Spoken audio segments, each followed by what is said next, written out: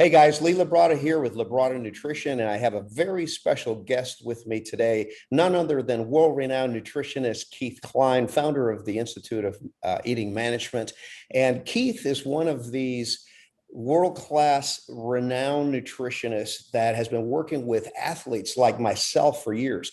In fact, way back in the day when I was competing in the Mr. Olympia, Keith was the nutritionist that helped me with my nutritional program.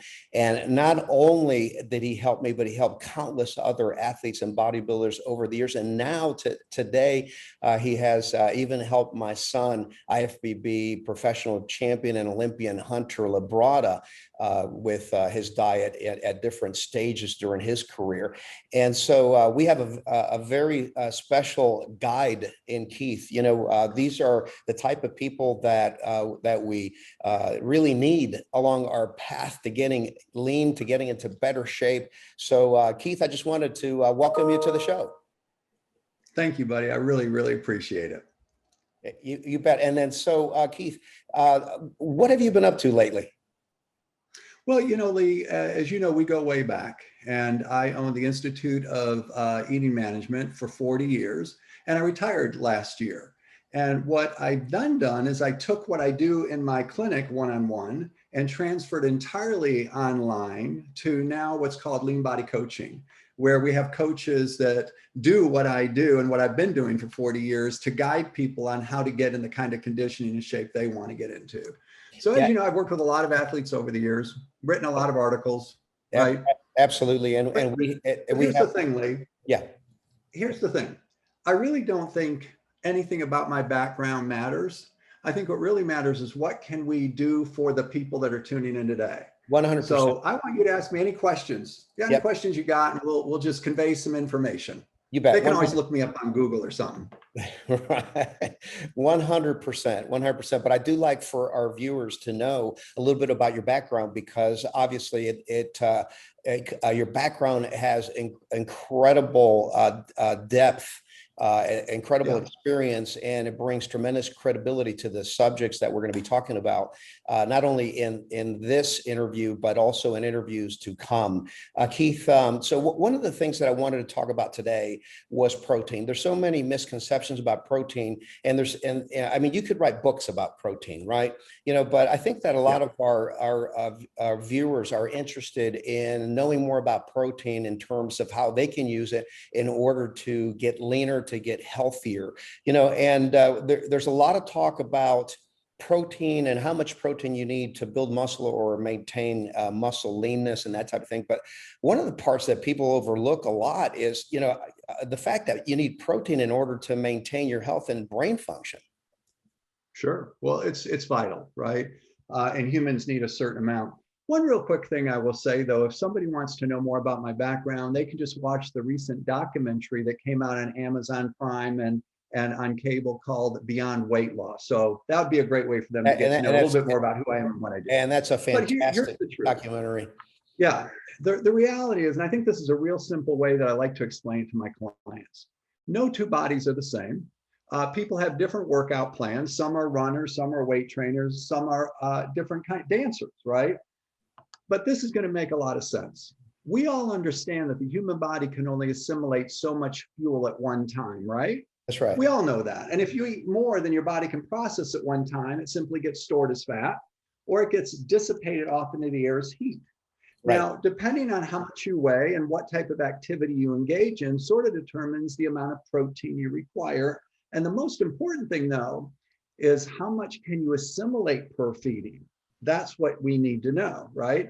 The average female who works out, who wants to get leaner and build muscle, I would generally tell you that I know for a fact they can assimilate somewhere around 25 to 30 grams of protein per feeding. And what I just said per feeding is absolutely critical. Because you see, let's say that your body requires 100 grams of protein a day, and you eat 100 grams at one time. Well, what I just said, that female can only assimilate 25 to 30 grams. So if she's eating 100 grams of protein at one time, what's the body going to do with the excess that it can't use? See, and this is how people get fat, right? So the excess can be stored as fat, just like any other food, just like excessive carbs, just like excessive fats. So I would say the typical female can typically assimilate around 25 to 30 grams of protein per feeding. Okay, that's really important. Okay, the typical bodybuilder, depending on their weight, I can tell you for a fact, most average bodybuilders in a typical weight range of somewhere around, say, 160, 170, 150, they're going to assimilate about 35 to 40 grams of protein per feeding. Okay. Now, the bigger you are, the more you can assimilate. A person like your son can easily assimilate 70 grams of protein per feeding. Some can assimilate 50. So what it really depends on is how much you weigh. Yeah, for those of you that don't know, Hunter is a professional bodybuilder that weighs about 270 pounds. So his protein requirements would be much higher than a person who weighed half as much. Yeah, and so the human body can only assimilate so much of any nutrient. Same thing for carbs, same thing for fat.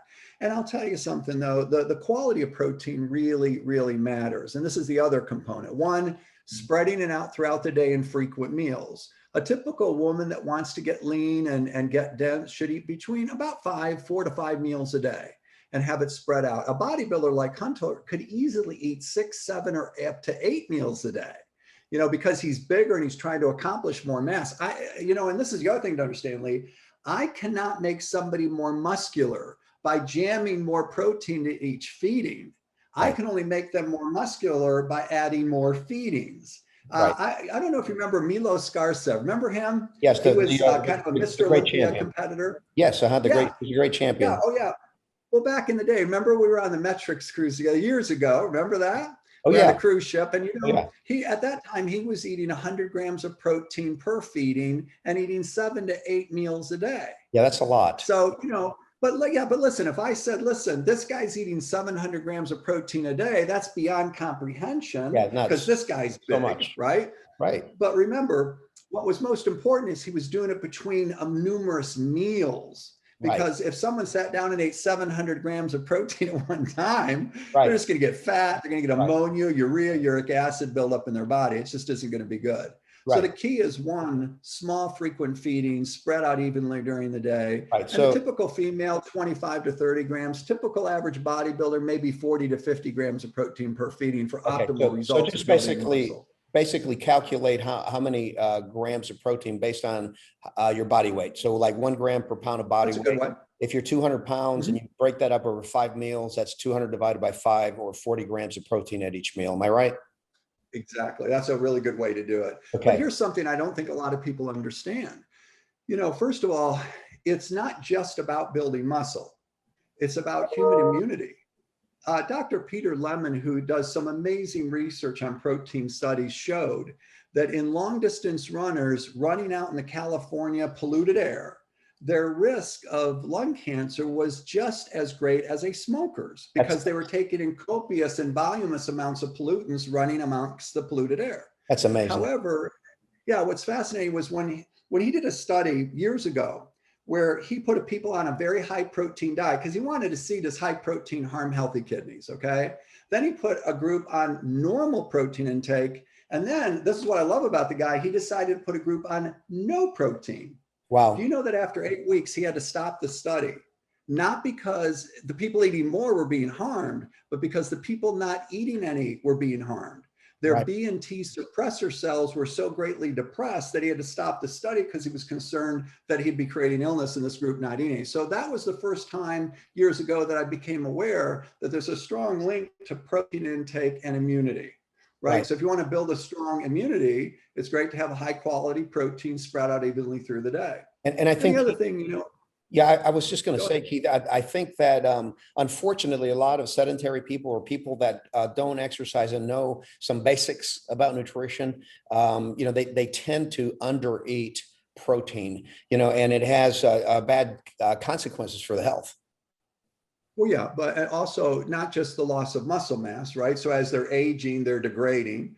But it's not just a lack of protein, it's a lack of meal frequency too. I mean, a lot of people when they get older eat 2 times a day. And any athlete out there that's eating 2 and 3 times a day, who's going to the gym expecting to build some muscle, it's almost physiologically impossible to do that because you have to feed the muscle. So another aspect about protein intake is creating a positive nitrogen balance in the human body. Right. If you're in a negative nitrogen balance, it's impossible to build muscle because a negative nitrogen balance means you're actually losing proteins, right? And as you we have know, to place. Protein is the only macronutrient. The macronutrients are the big three, protein, carbohydrates, and fats. And protein is the only macronutrient that actually contains nitrogen. And that nitrogen, as you're saying, is essential, to maintain muscle tissue. Yeah, so if you're in a positive nitrogen balance, you're in a state of muscle gaining. If you're in a neutral nitrogen balance, you're staying the same. If you're in a negative nitrogen balance, you're losing muscle even if you're working out. See, that's what people understand. Well, because I work out, I should build muscle. No, if your diet isn't sufficient to place you in a positive nitrogen balance, you can work out all you want and your gains will be minimal. This is an example where you see that guy who's been working out for 5 years and still looks the same, very frustrated and upset. And this is the value of frequent small meals with quality protein in the right amounts. So as you and I both, we've seen over the years, people in gyms, that train day after day, week after week, month after month, and they really seem to make no change. I mean, listen, and God bless them. I mean, the fact that they're in there making the effort, but a lot of times it comes down to the fact that their diet, their nutrition program doesn't really support what they're doing in the gym. Is that right? Well, yes. And I also think, though, there's a misconception about meal frequency. I think people think there's no way I can eat 5 meals a day. I don't have time for that. Well, listen to this. Everybody eats breakfast, lunch, and dinner. And if those meals are balanced with a high quality protein, is all you would need to do is slip in a high quality protein shake in the mid morning, high quality protein shake in the mid afternoon that contains some carbs, and you're at 5 feedings a day, and your gains would be much, much more astounding. That's how easy it could be. Keith, I prefer to. Yeah, let me ask you this. For people that want to gain, that's very obvious, the roadmap as you just laid it out. Now, what if you have like a female that just wants to tone, and not really put on a lot of muscle? Yeah, so again, her protein intake would be on a little bit of the lower side, maybe 20 grams per meal. She doesn't need 30. Right. And so our models, believe this or not, and I work with a lot of runway models across my 40-year career. We work the Hugo Boss models, Calvin Klein, that's a long list. It's a hard job, but I really had to force myself to do it, of course. But even my runway models were eating 5 feedings a day. And these are thin runway models. Now, their exercise was just different. They were more into Pilates, yoga, running with a little bit of weight training. So you see, the diet was still, as I just described, a good breakfast, lunch, and dinner. And I put a mini meal in their mid-morning, but I repeated their lunch in the mid-afternoon. So I'd have them with a little protein shake in the mid-morning, and whatever they ate for lunch, they would eat again in the mid-afternoon. So you see, it was a real simple program, but it always created a more thinned out look due to the type of exercise they were doing. They weren't doing heavy weight resistance, heavy squats and lunges, because that's not the body they were after. Right. Exactly. Now, I'm not saying they didn't weight train, because they usually weight trained upper body 2 days a week. They jogged, they did Pilates, and they also did some bar work. If you're familiar with that, it's pretty, I don't know if you've ever done it, but it's an amazing workout. I got more sore doing little movements. Yes. Then I it was like I did 500-pound squats that day. If you're not used to it, it will definitely tax you. It will make you sore. Well, Keith, I really appreciate your expertise on this topic, and I know that our viewers are going to want you back to talk about some more topics here in the future. If you don't mind, Lee, when I come back again, one thing we didn't get a chance to discuss today is the quality of protein, right? I would love to do a segment on that for sure. Yeah, there's a huge difference between all these whey proteins, and it'd be nice to discuss the different types of purity in these. 100%. We're going to come back, and we're going to be talking about quality of protein, what kinds of protein sources and whatnot, maybe even how to prepare those protein sources and whatnot. Now, Keith, if our viewers want more information on you and your programs, where should they go? Just Google leanbodycoaching.com, and there'll be a whole informative thing there. The other thing they can do is watch the documentary called Beyond Weight Loss if they really want to learn a little bit more about, what we're talking about today. Right. And now where would they find this documentary Beyond Weight Loss? It's on most of the cable networks. It's on Amazon Prime. It's on Xfinity. And all you got to do is Google into your TV or whatever. You can even watch it online now, I believe. You just Google lean body. No, it's Beyond Weight Loss. And guys, I have I have watched this documentary myself, and it is amazing. And listen, I've been I doing this appreciate for, that. you betcha. I've been doing this for over 40 years, as you already know, Keith. And I think that yours was one of the most riveting and interesting documentaries on nutrition that I've seen. So congratulations on that. All right, guys, that wraps it up for today. I'm Lee Labrada with Labrada Nutrition. We want to thank Keith Klein for joining us. Keith, thank you very much. And we Thanks will for see having you me. again. We'll see you again soon. All right. All right.